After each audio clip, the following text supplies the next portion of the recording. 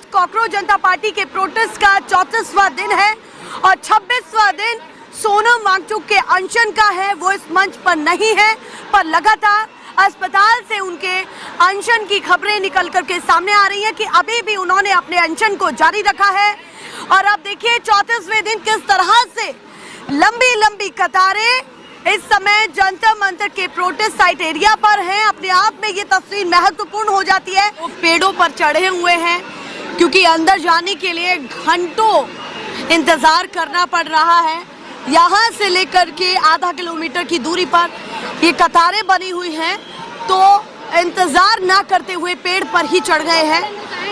लगातार संख्या बढ़ती जा रही है और सरकार के लिए चैलेंजेस भी बढ़ते जा रहे हैं। केवल एक सड़क पर इतनी भीड़ है। दिल्ली, यूपी, बिहार, हरियाणा, मध्य प्रदेश ऐसे तमाम राज्यों से यहाँ पर प्रोटेस्टर्स पहुँच रहे हैं। जिस तरह से कल रात भी मैंने बात की तो काफी लोग महाराष्ट्र से इस तरह की तस्वीरें निकल करके सामने आ रही है कि कोई ट्रेन से आ रहा है, कोई जॉब के अपने 8 घंटे पूरे करके रात में यहाँ पर समय दे रहा है, कोई परिवार के साथ आ रहा है तो कोई परिवार को बिना बताए आ रहा है। ये तस्वीरें यहाँ से निकल करके सामने आ रही है। 20 तारीख के बाद इस प्रदर्शन की तस्वीर पूरी तरह से बदल गई है, क्योंकि ऐसी तस्वीरें ना पहले दिन थी ना 20 दिन तक रही।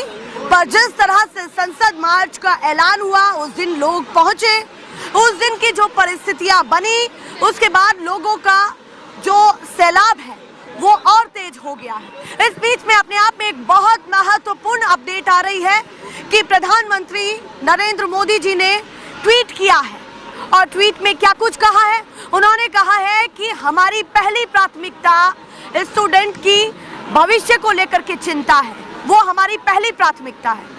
उन्होंने ये बातें की कि अब हम फास्ट ट्रैक कोर्ट के जरिए त्वरित कार्यवाही करेंगे। युवा लगातार अगर वो अंदर नहीं जा पा रहे हैं तो बाहर खड़े होकर के विरोध प्रदर्शन को जारी रखे हुए हैं। और क्या लिखा हुआ है कि सुना था कि बेहद सुनहरी है दिल्ली, समंदर सी खामोश गहरी है दिल्ली, मगर लाखों छात्र की सदा सुन न पाए तो लगता है गूंगी है बहरी है Delhi. I am from Bihar. इस तरह के विरोध प्रदर्शन यहाँ पर हो रहे हैं और भी कुछ ऐसी तस्वीरें हैं जो मैं दिखाना चाहती हूँ। बिहार से आप जी इस विरोध प्रदर्शन में हिस्सा बनने के लिए क्या कहना है? अब तो प्रधानमंत्री नरेंद्र मोदी जी ने आपके लिए ट्वीट छोड़ दिया है, जारी किया है और कहा है त्वरित फास्ट कोर्ट का गठन कर करके हम इस पर कार्यवाही करेंगे, जो भी दोषी है सबको चुन चुन करके अंदर किया जाएगा। ये सुबह जैसे ही सुबह हुआ ये ट्वीट निकल करके सामने आया। अभी क्या ट्वीट तो मैं देखा था, लेकिन मेरा नरेंद्र मोदी से देखा था आपने? हाँ, मैंने देखा था, लेकिन मेरा कहना यह है कि वो छात्रों के साथ आकर पहले बात करें। अच्छा, छात्रों से आकर अगर बात करेंगे तो मामला जो है सॉल्व हो सकता है। लेकिन ऐसे पुलिस वाले जो छात्रों पे डंडा चला रहे हैं, ये कहाँ का ये है? और सब छात्रों को लाठी चार्ज कर रहे हैं, डंडा बरसा रहे हैं, किसी को मार रहे हैं, गोली बरसा रहे हैं। ये कहाँ का कानून है? ये हिंदुस्तान नहीं है, हम पाकिस्तान से आए हुए हैं क्या? ये बताएं पहले। हम पाकिस्तान के रहने वाले हैं। सत्ता के लोग यहाँ पर आए, उनका डेलीगेशन यहाँ बिल्कुल बिल्कुल बिल्कुल ट्वीट से काम नहीं चलेगा। नहीं, क्योंकि वो भी तो प्रधानमंत्री की ही बातें हैं। वो छात्र से बात करे ना, हमने उन्हें प्रधानमंत्री बनाया है ना, कि कहीं के अदर देश के लोग उन्हें प्रधानमंत्री बनाए हैं क्या? हमने बनाया, हम छात्रों ने बनाया है, पूरी पब्लिक ने बनाई है इनको प्रधानमंत्री जी। ये सोच जो इन्होंने सोचा कि बच्चे चले जाएंगे घर, इस भीड़ को लटके तंत्र से इनको भगा देंगे तो ये चले जाएंगे। लेकिन आज उनकी स्ट्रेंथ जब बढ़ गई है तब मोदी जी को जो है ना ये ट्वीट याद आया कि ट्वीट भी करना एक ज़रूरी है। क्या अकाउंटेबिलिटी नहीं बनती थी इस सरकार की? आज 26 दिन सोनम वांगचुक जी को हो गए, अनशन पे हैं। आज भी वो हॉस्पिटल में भी उनकी तबीयत उनकी जान के ऊपर बनी हुई है। देश का युवा आज उनको लेकर, एक साइंटिस्ट को लेकर के चिंतित है कि भाई हमारे देश में ऐसे शिक्षक होने चाहिए। लाखों स्कूल बंद कर दिए और लाखों स्कूलों को बंद करने पर आ रही है सरकार। तो ये मतलब सरकार चाहती क्या है? शिक्षा को तबाह करना चाहती है। और शिक्षा को तबाह इसलिए करना चाहती है कि अंधभक्त रहेगा इंडिया, तभी तो इनका भक्त रहेगा इंडिया। आज अकाउंटेबिलिटी तय होगी और इस सरकार को झुकना होगा और युवाओं के सवालों का जवाब देना पड़ेगा। धर्मेंद्र प्रधान का भी इस्तीफा होगा और यहाँ तक कि अगर देश के युवा की बात अभी नहीं सुनी गई तो प्रधानमंत्री मोदी जी के इस्तीफे तक बात जाएगी। और लोगों देखना चाहते हैं। शुभ नाम क्या हुआ आपका? मेरा नाम मोना है। मोना जी। कहाँ से आप आई हैं? मैं वैसे तो मैं कन्नौज यूपी से हूँ, बट मैं उत्तराखंड से आई हूँ, अभी हरिद्वार से। अच्छा, अभी उत्तराखंड से यहाँ पर आई हैं। जी। इस प्रोटेस्ट को कैसे देख रही हैं आप? पहला दिन आपका या फिर लगातार आ रही हैं? ये तस्वीरें ही काफी हैं, उन्होंने कुछ बोला नहीं है, पर ये चोट दिखा दी है कि ये पहला दिन तो नहीं है। पैर में भी आपको लगी है? यहाँ भी है, यहाँ भी है।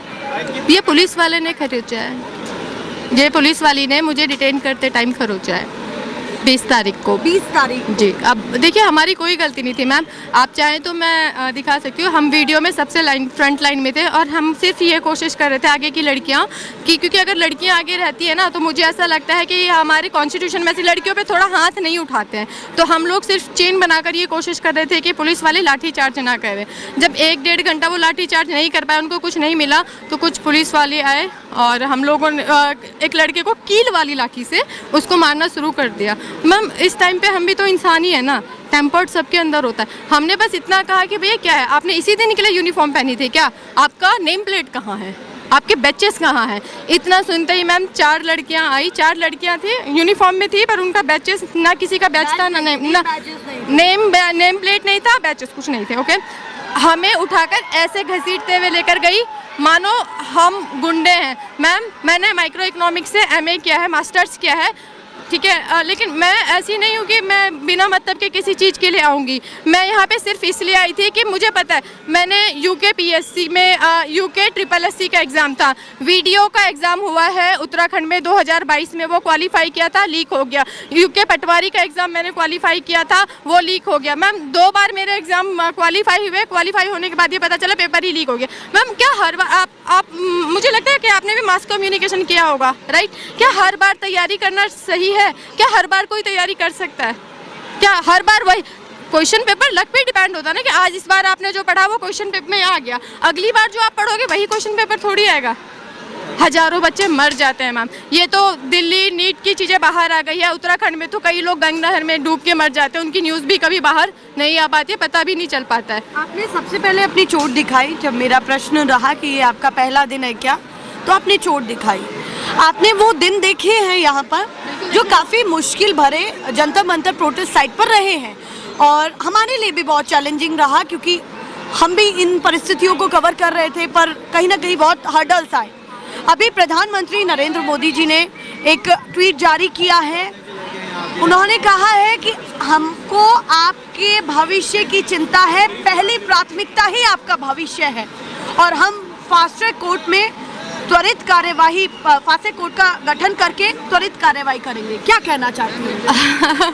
एक शब्द में आंसर दूँ, देखो, अगर वो रिज़ाइन करा दे ना, मैं रिज़ाइन नहीं बोलूँगी, रिज़ाइन वर्ड गलत होता है, क्योंकि रिज़ाइन का मतलब होता है कि वो बंदा अपनी मर्जी से अपने पोस्ट को छोड़ रहा है, जो हमें दिख नहीं रहा है। अगर प्रधानमंत्री नरेंद्र मोदी जी धर्मेंद्र प्रधान को टर्मिनेट कर दे अपनी पार्टी से, टर्मिनेट मतलब हटाना, ठीक है, टर्मिनेट कर दे, ना तो किसी हाई कोर्ट में जाने की जरूरत पड़ेगी, ना सुप्रीम कोर्ट में जाने की जरूरत पड़ेगी। मैं तो कहती हूँ, मैं एक नई चीज़ इसमें जोड़ूंगी कि NTA के चेयरमैन को भी हटा दो। अच्छा, उनको भी हटा दे। मैडम, उन्हीं से तो चीज़ें हो रही है ना, तो आपको क्या लगता है? कह रहे हैं विचार करेंगे, संसद में नहीं होता है, विश्वास नहीं करेंगे। नहीं होता है मैम, कहाँ होता? अगर होता तो यहाँ पे बच्चे कितने दिन से घूम रहे हैं, यहाँ पे बच्चे के आप मुझे नहीं लगता आप गोदी मीडिया से नहीं है। आई थिंक जिस तरीके से आप सवाल पूछ रही हैं, जिस तरीके से आप दिखा रही हैं, आप मुझे गोदी मीडिया से बिल्कुल डिफरेंट लगती है, क्योंकि मैं यहाँ पे इतनी देर से आपने एक बार भी हिंदू मुस्लिम नहीं किया, पाकिस्तान चाइना नहीं किया, तो मैं इस चीज़ से लेके बिल्कुल श्योर हूँ कि आप गोदी मीडिया नहीं है। तो क्या आप खुद सोच के बताइए कि यहाँ पे इतने बच्चे घूम रहे हैं, 1.5 महीने हो गए प्रोटेस्ट को लगभग, आपको लगता है ऐसा? लगता है ऐसा? आप खुद सोच के बताइए, मैं क्या बोलूँगी? अच्छा ठीक है, मैं अकेली हूँ, इनसे पूछ लीजिए, इनसे पूछ लीजिए, इनसे पूछ लीजिए। मैडम, अगर वो हमारा भविष्य चाहते हैं ना, तो सबसे पहले एजुकेशन को ठीक करें। अच्छा, आपने एजुकेशन का मुद्दा लाया, एक और चीज़ है मैडम, देखो आए दिनों कभी आप चलते हैं तो इंफ्रास्ट्रक्चर, वो बोलते हैं कि हमने स्पेस टेक्नोलॉजी का यूज़ किया इस इंफ्रास्ट्रक्चर में। मैम, पुल बनने से पहले टूट जाते हैं? नहीं टूटते, आपको पता होगा। आपने थोड़ी पैसे लिए हैं यार, जो आपको पता नहीं होगा, आपको तो पता ही होगा। किस तरह से यहाँ इनके पॉइंट ऑफ व्यूज निकल रहे हैं, जो लोग यहाँ पर पहुँच रहे हैं, मेरा काम है निष्पक्षता से दिखाना, तो मैं दिखाऊंगी। ये इनके पॉइंट ऑफ व्यूज है, और ये जिस तरह से अपनी बातों को कह रहे हैं तो कहीं ना कहीं ये तो दिखता है कि सरकार को लेकर के अब बहुत ज़्यादा विश्वास इनके अंदर नहीं है। कुछ और भी लोगों को खोजने की कोशिश करती हूँ। Thank you so much. Thank you ma'am. Please इसको आप गोदी मीडिया मत बनना, क्योंकि हमारे देश का जो फोर्थ पिलर है ना गोदी मीडिया, बस इतना कहना चाहती हूँ, मैं किसी और की जिम्मेदारी नहीं लेती। हाँ, हम विश्वास करते हैं कि जो छोटी मीडिया है ना वो हमारी चीजों को दिखाएगी, एटलीस्ट वो बिकेगी नहीं। फोर्थ पिलर इतना जल्दी डैमेज नहीं होगा हमारा। लोगों के अंदर अगर विश्वास की कमी हो रही है तो वही वो विश्वास भी कर रहे हैं। आप कहाँ से आए? मैं दिल्ली में रहता हूँ। दिल्ली में सन 1962 में दिल्ली आया था। ये जो देख रहा हूँ मैं मेरे लाइफ के अंदर ऐसा कभी नहीं देखा। मेरी एज इस टाइम 75 है। मेरे बच्चे जो पैसे दे करके उसको खर्चा करके जो पढ़ा रहे हैं उनका भविष्य का क्या होगा? मुद्दा ये है, मेन मुद्दा ये है कि बच्चे को पढ़ाने का फ़ायदा क्या हुआ? MA MB ये जो भी डिग्री मिल रहे हैं वो कहाँ जाएंगे? बहुत गलत बात है, बहुत गलत हो रहा है ये जो भी हो रहा है मैडम। और लोगों से बात करती हूँ और खास करके मैं कोशिश करूंगी कि यूथ से ज्यादा बात हो। आप बताइए, आप क्या कहना चाहते हैं? प्रधानमंत्री जी की टिप्पणी निकल करके सामने आई है, ये अपने आप में बहुत महत्वपूर्ण हो जाता है। इसी का आपको इंतजार था मैडम, मगर हुआ खत्म कैसे हो गया? 26 दिन के बाद प्रधानमंत्री को याद आता है कि मैं ट्वीट करूं छात्र के लिए। आज सोनम वांगचुक जी 26 दिन से अनशन पे बैठे थे, उनसे कोई सरकार का प्रतिनिधि कोई बात नहीं कर सकता था। उनसे पहले भी तो आके जब उनकी हालात ज़्यादा खराब हो गई, जब आके सादा ड्रेस में आकर उनको ले जाया गया सदर अस्पताल। इसलिए हम चाहते हैं धर्मेंद्र प्रधान का इस्तीफा हो। सरकार ने, मोदी जी ने ट्वीट जो किया है उसमें ये कहीं नहीं लिखा है सरकार डर क्यों रही है। इससे पहले भी सरकारों में इस्तीफे हुए हैं, बहुत सारे हैं। क्या ट्वीट में होना चाहिए? नीतीश कुमार ने रेल मंत्री रहते हुए उन्होंने इस्तीफा दे दिया था। ममता बनर्जी ने भी इस्तीफा दे दिया था जब दुर्घटना हुई थी। तो ये क्या बात है कि धर्मेंद्र केंद्र सरकार ये नहीं चाहती कि हमारे छात्र आगे बढ़े और हमारे छात्र या इस एजुकेशन बढ़े?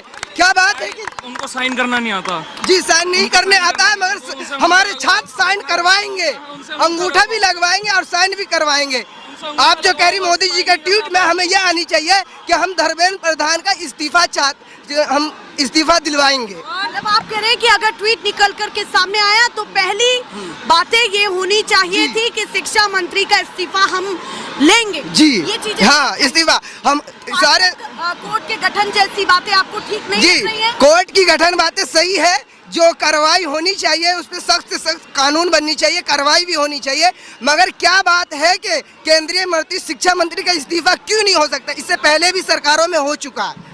जी, सवाल ये है कि कहीं ना कहीं आती हूँ लौट करके कुछ बच्चों, हम ये पूछना चाहते हैं मैडम कि जो धर्मेंद्र प्रधान है, पहले उनको पेट्रोलियम मंत्रालय दिया गया था, लेकिन उनके पास ऐसी क्या क्वालिफिकेशन है कि उनको सीधा एजुकेशन मिनिस्ट्री दे दी गई? मैं ये पूछना चाहती हूँ कि कैबिनेट मंत्रालय में जितने भी मंत्री हैं उनके पास ऐसी क्या क्वालिफिकेशन है जिनके बल पर उनको इतना बड़ा मंत्रालय दिया जाता है। अब पहले ये शुरुआत हुई थी नीट में, जो पेपर लीक हुआ था, 21 बच्चे चले गए, उनके लिए सरकार ने कोई संज्ञान नहीं लिया है। ठीक है, और सबसे बड़ी बात ये है कि अभी सिर्फ ये नीट का मुद्दा नहीं रह गया, ये पूरा देशव्यापी मुद्दा बन गया है, जिसमें स्टूडेंट अपनी जितनी भी उनकी दिक्कतें हैं एजुकेशन को लेकर उन सबको रख रहे हैं। लेकिन मैं ये बताइए कि जब वो 21 बच्चे गए थे, मोदी जी ने कोई भी अकाउंटेबिलिटी नहीं ली है उसके लिए। तो अब जब ये मुद्दा बन गया था 20 जुलाई को, आपने भी देखा होगा कि बच्चों के ऊपर लाठियां बरसाई गई थी और टीयर गैस भी छोड़ी गई थी। मैडम, ये भारत जो है लोकतंत्र का सबसे बड़ा देश है। उस दिन आपने जो देखा था, क्या उसको देख के लगता है कि लोकतंत्र में जो है उसका पालन हो रहा है? सरकार जो है हमने ही चुनी थी, लेकिन हम भी ये मानते हैं कि हम बहुत बड़े मोदी अंधभक्त थे, लेकिन जब हमको सच्चाई का पता चला है, आप भी हाँ जी, हम ये मानते हैं कि पहले हमने उनको ही समर्थन दिया था, लेकिन जब हमें इसका एहसास हुआ तो हमें पता चलता है कि ये कि सरकार कितनी बड़ी भ्रष्ट हो चुकी है। अब हमसे जो उनकी प्रतिक्रिया निकल करके सामने आई है सोशल मीडिया एक्स प्लेटफॉर्म पर, नहीं मैडम, उसको तो नहीं, प्रतिक्रिया क्या आई है मैडम? इसको जो ये प्रोटेस्ट है इसको तो लेके उन्होंने कोई अपनी प्रतिक्रिया दी ही नहीं है। हमारे जो देश के प्रधानमंत्री है उनको भी देशों के दौरे करने का तो टाइम है, लेकिन जो स्टूडेंट प्रोटेस्ट हो रहा है उसकी उन्हें कोई भी चिंता नहीं है। ना ही जो बच्चे जा रहे हैं, आपने उस दिन देखा होगा कि एक लड़की की जो उसकी गर्दन पे डंडे मार के वो लड़की वेंटिलेटर पे, और ये नहीं पता कि उसके साथ क्या हुआ है।